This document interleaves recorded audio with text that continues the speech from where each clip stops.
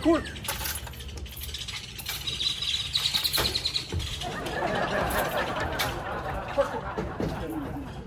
Parkour! Josh is trying to bring back this thing called parkour, and it's kind of weird. All right, I'm gonna go do the dishes. No, I got it! Parkour! I've been trying to bring back this thing called parkour, and it's totally awesome. Ooh, gotta get the meal. Parkour! Parkour! Parkour!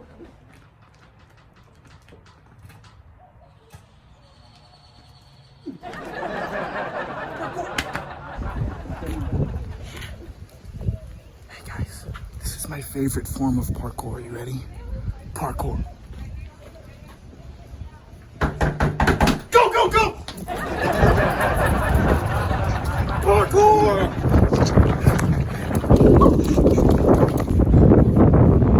I call this one leapfrog and roll. Parkour!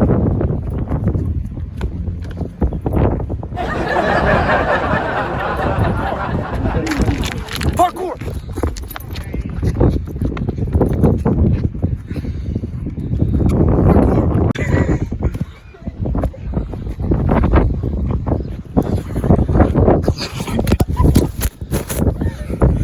Parkour.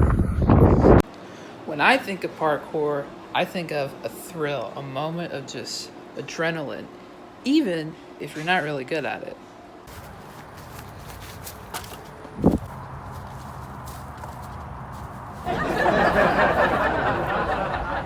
So when I do parkour, I'm going to jump over this ditch, and then I'm going to jump off that stump over there.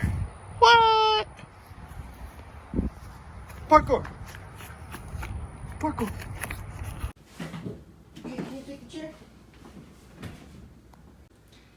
So what is parkour to me? What isn't parkour? Am I right?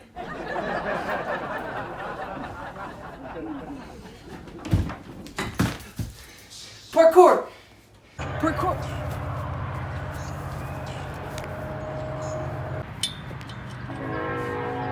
Okay, ready? Yeah? Parkour!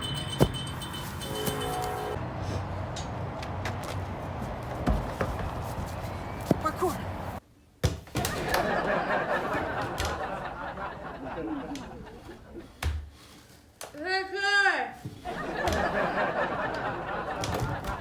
Live from Abilene, it's the Midweek Live Show! It's the Midweek Live Show.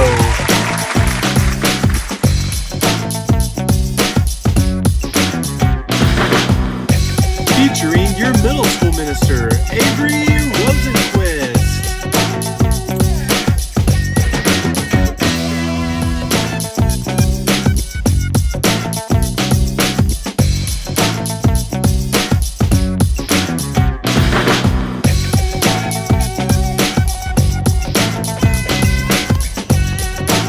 And your high school minister, Josh Hardcastle.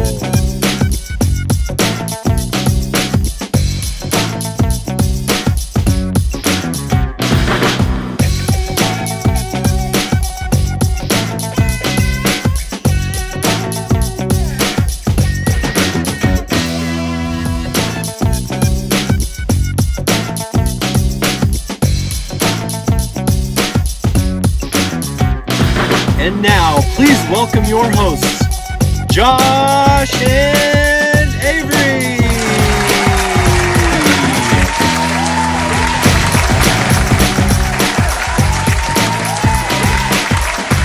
Hey everybody, welcome to another week of Midweek Live. We have a really great show tonight.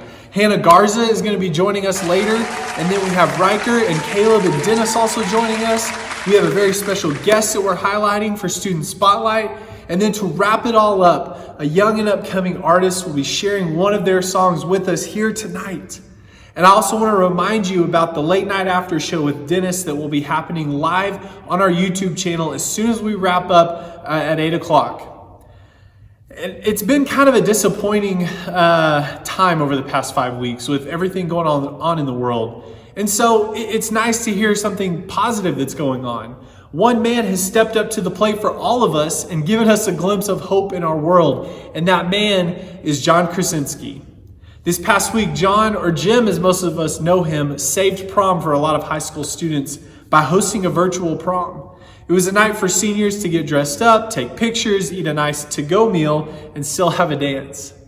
And then in other news, more great news, we challenged our church last week to begin praying on the sevens for our healthcare workers at the Hendrick and Abilene Regional Hospitals. So for 10 days, we've been praying at 7 a.m. and 7 p.m. Well, on Monday, we received an email from Bobby Lawson, who works at Hendrick, and told us that since we started praying on the sevens, there hasn't been any healthcare workers who have gotten sick or had to quarantine themselves. So I want to challenge our students, if you haven't already, to set an alarm on your phone at 7 a.m. and 7 p.m. reminding you to pray for our healthcare workers, nurses, doctors, EMTs, or firefighters who are getting off work or heading into work to care for people who are sick.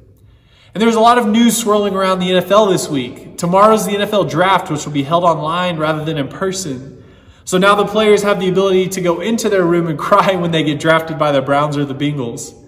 And there have also been 7 teams that are changing their uniform or logo for the 2020 season.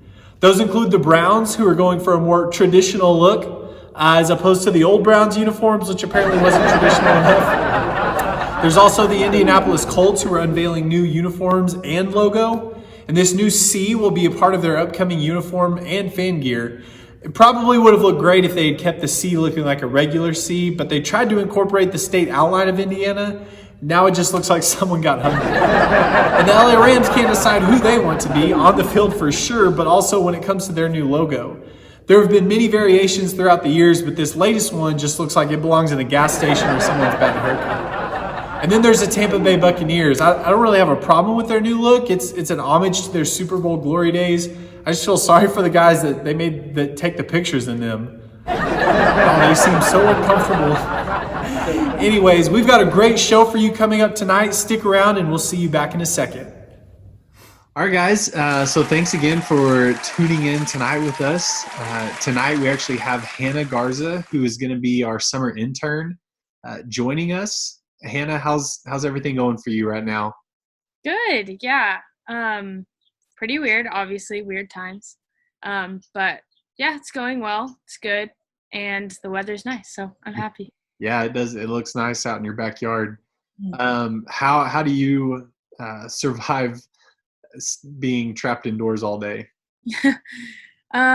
Luckily for me, I'm at my college house in Abilene, and so luckily I have 4 other roommates. So there's 5 of us, 4 of my best friends that I live with, and so that's an unfair advantage to the quarantine game for sure. But other than that, just doing homework, getting away and doing things that I enjoy doing, like drawing or writing in the moments that I have the time to help me also, and FaceTiming people. I love to FaceTime people.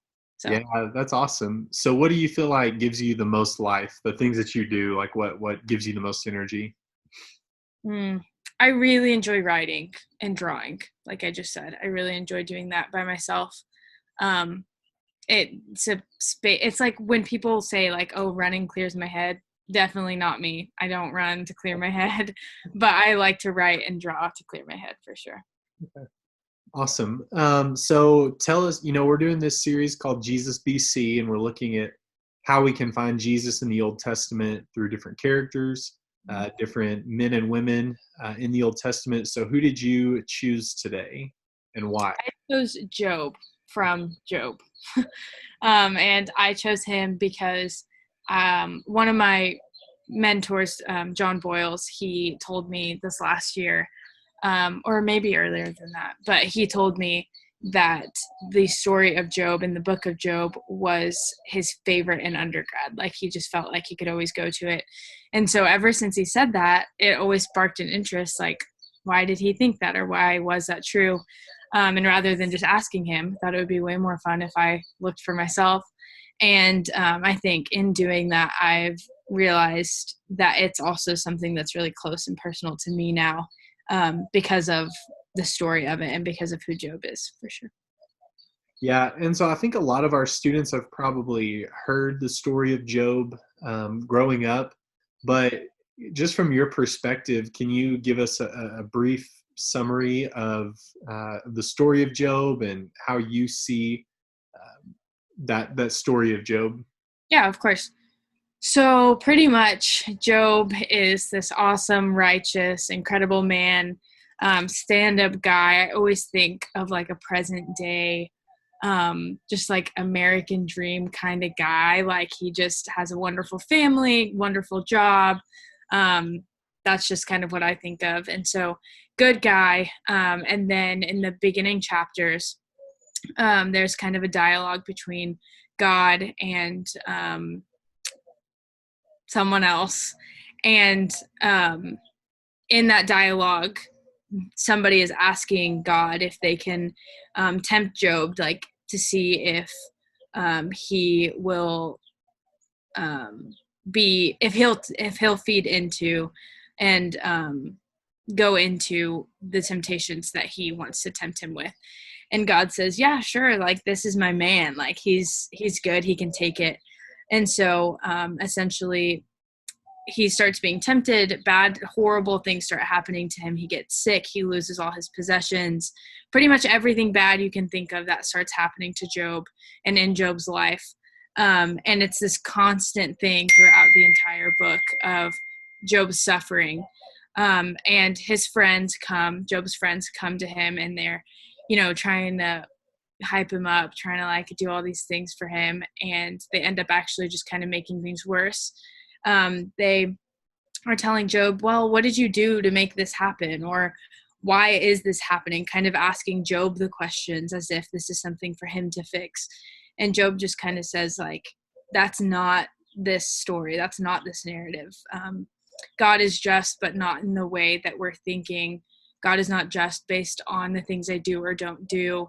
And so I'm trying to figure out why God is doing this, because it's not for my wrongdoings. And so then it turns to dialogue between God and Job. And Job is just kind of wrestling with God about things and asking him really hard questions and big questions about his suffering and the things that he's lost. And you kind of expect the end to answer the question that we all still ask: why do bad things happen to good people? That's kind of what you expect the end to be. And that's not what the end is at all. The end kind of gives us this picture of an unanswered question, but with the takeaway that we not only can ask God questions, but we should trust that trust in his character. And so I love that about the book of Job, and I love the narrative of it. So Yeah. Okay. So now let's talk a little bit more, going along with the theme of our series. How do you see the character of Christ through the person of Job? So I always think of the character of Christ through. So at the beginning, like I said, Job is portrayed as this really righteous, stand-up guy, awesome guy. But then we see further in the story of Job, there are moments and there are times where he's crying out to God, and it's not like, I know you're good, but it's like, why are you doing this? Like, why have you forsaken me kind of situation? And we see Job kind of falling out of this righteousness that he was portrayed in and painted in at the beginning. And so I think of Christ in that righteousness continued. It's like the faithful righteousness. So that piece of righteousness that Job did have, Christ is the continued version of it. Like his character is not just that glimpse or that fraction. Christ is the source of that righteousness. So Yeah, I really like that. Okay, so tell us, you gave us a good overview of the story, and we've talked a little bit about the character of Christ. Why does this matter for us in the year 2020 as middle school, high school students, all living in a weird time, being trapped indoors, not being able to be around the people we want to be around? What is the hope, I guess, of Job, and then the person of Jesus through that righteousness that you were talking about? What does that mean to us? I feel like another reason I love Job is because I always think to myself, what better time for Job? Like, how much more relevant can this be? And then it's more relevant another time. So like, I've thought it before, but now I find myself asking again, how can this be more relevant? Like, the takeaway from Job is that we can ask any question that we want. Like, there is no question too big. There is no thought too scary. There is no doubt too dark that God doesn't want to nurture, and that God doesn't want to like hear and accept, not accept necessarily, but to hear us and to validate it. But then on the flip side, that hope that's there is that God's character is trustworthy, and so therefore his actions are trustworthy, and he still is the author of all things, and so therefore everything he does and says is trustworthy, which means for us today, it's okay to ask why our world is experiencing something so horrible as this pandemic, which brings death and fear and anxiety and struggle financially and emotionally and socially and all of these things. Like, that's not a bad thing for us to do, to bring those questions and requests to God. But I think the flip side of that is to remember that hope that we do find at the end. It's like, it's not just that we can ask these questions and are able to, it's that we can ask these questions and know, even without the answer to specific questions, that it's all figured out, and the character of God, who is the creator of the world and still on the throne, is completely and totally in his entirety trustworthy.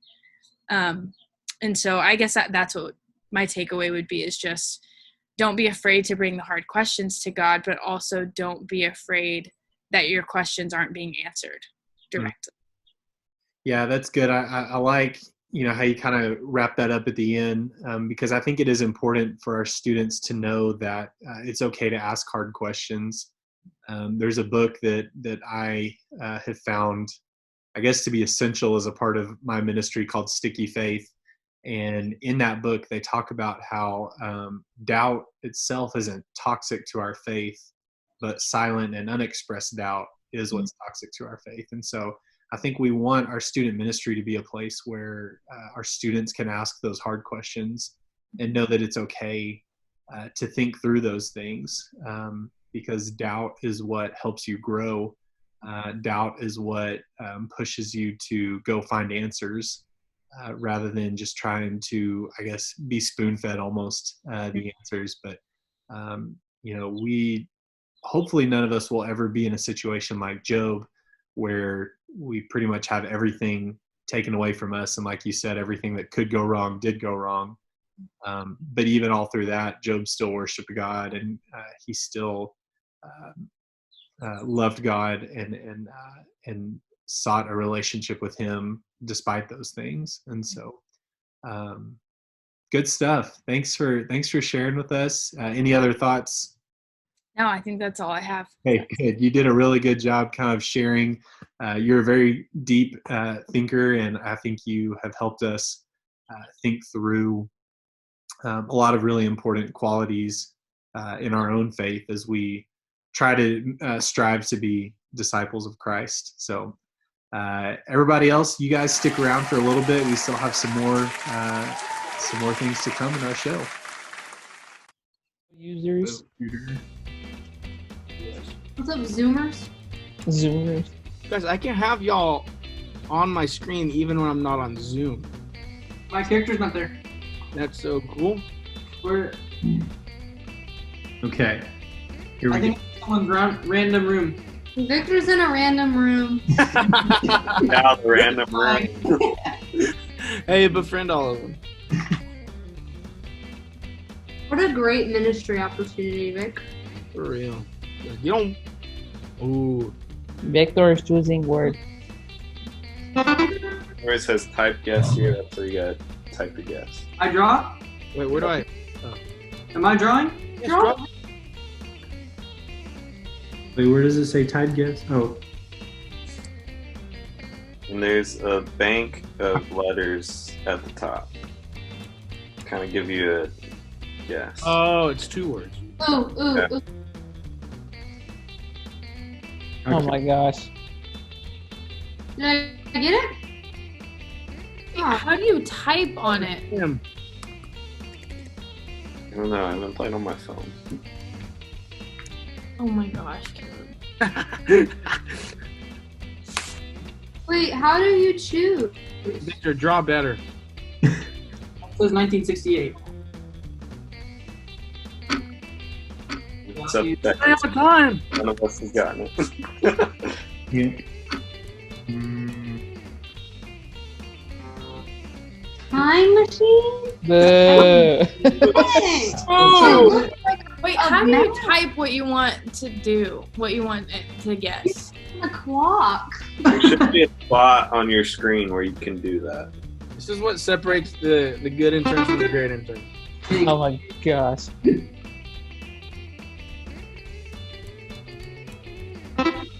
Oh, I'm so good. Oh, mine didn't go through. Good one, Caleb. I was gonna be first. Wow. What am I missing? What am I missing? Look Dude, at the spaces for the words. It'll help. Doesn't. It's gotta be smarter. Yep. Really not that hard, Caleb. It's hard. Toy car. Close. Boy tar. Oh, boo. Tow truck. Oh. Come on, be smart, you guys. Be smart, you guys. Draw well. No. Y'all are thinking differently than I want you to. Okay. Oh. Oh. Okay. Oh, I got this. Avery and Victor, this one's for you. Oh no, that's cheating. Yeah, what kind of word is that? Oh, I thought you were saying and I was like, I should have wrote a different word. and then I was like, then I thought it was the North Pole because of the pole. Let me see what magic I can work here. No way! Is it not burger?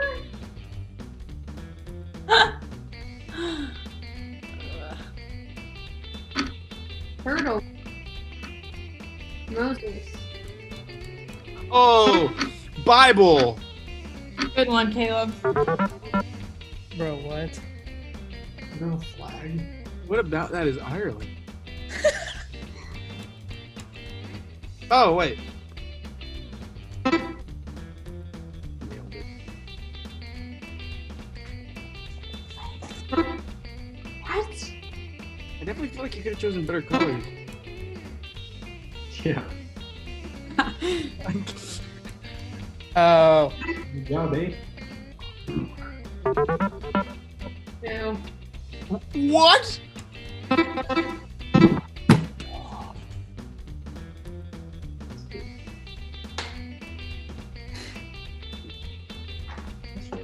Did you get it, Caleb? Never mind. I didn't get it. Okay. Take Madagascar. No, I don't know. Yellow. Oh, Oh, dang, that put me why'd behind. you right on top of the waves? What? Alright.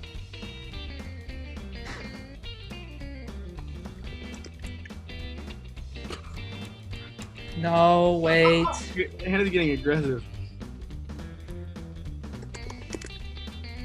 No. Wait. I have to get this one. We can't wait. There's 40 seconds. Dennis. What is this? Think water. I'm thinking water. Oh.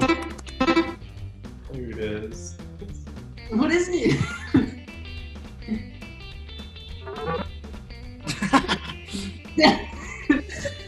How's it feel? It's No, six. that was in first place the whole time. Just saying. You're not awful. I didn't know we were trying. Oh, you're first. No, you did not. Let's go. Oh. Oh, wow, okay. That's okay.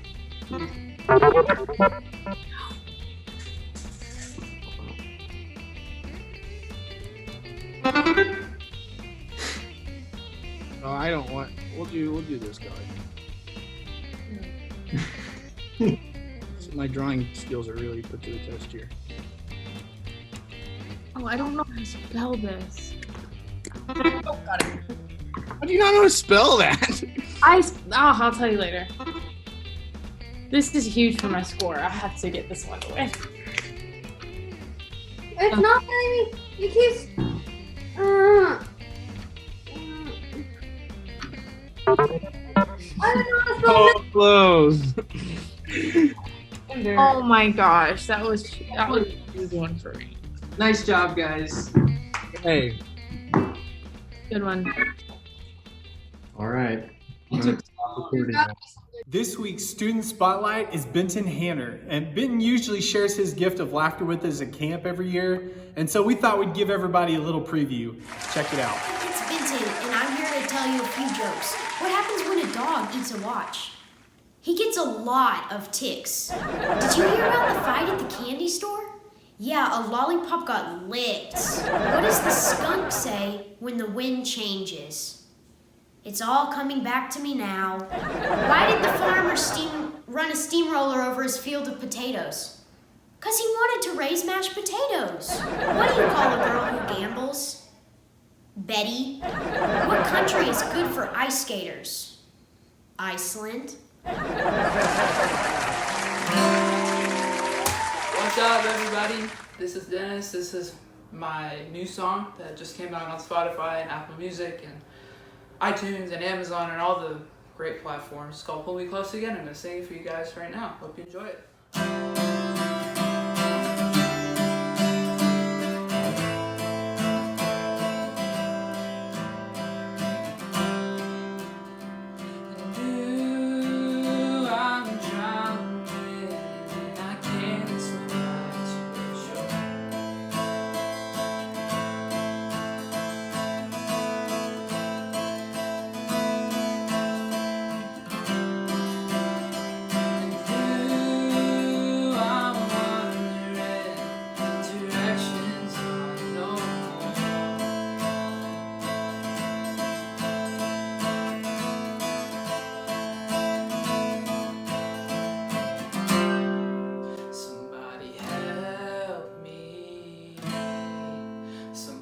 Save me from myself. Can anybody bring me back to it? Somebody give me, oh, give me just one chance. Can anybody pull me closer again?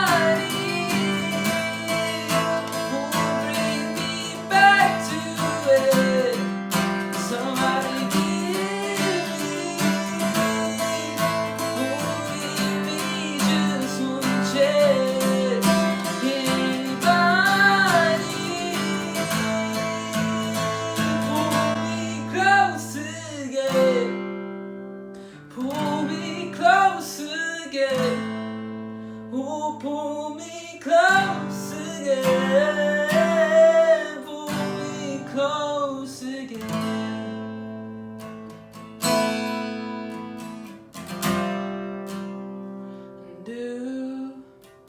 I'm wondering if anybody's there, or just who cares to know it's not the end.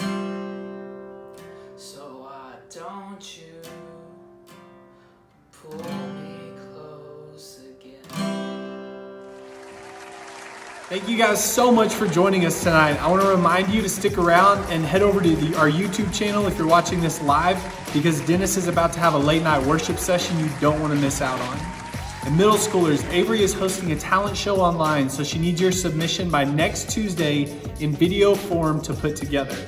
And then on Thursday at 7 p.m. there will be a watch party for the talent show and hang out while everyone gets to see your incredible talents. High school girls, we are planning a girls' night next Friday night starting at 6 p.m. and that's going to be on Zoom. Check social media for more details over the next week.